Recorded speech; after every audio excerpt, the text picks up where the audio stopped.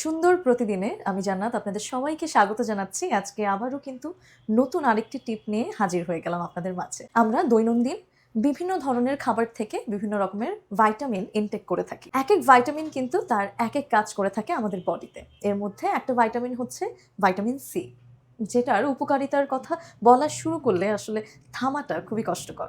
আপনি যদি আপনার বডিতে চোখে পড়ার মতো রেজাল্ট দেখতে চান, তাহলে অবশ্যই সবসময় ভাইটামিন জাতীয় খাবার আপনার খেতে হবে।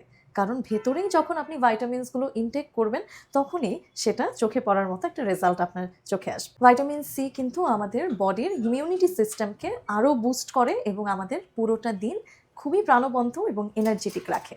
যারা স্কিনের গ্লো আনতে চাচ্ছেন, তাদের জন্য ভাইটামিন সি অনেক বেশি গুরুত্বপূর্ণ।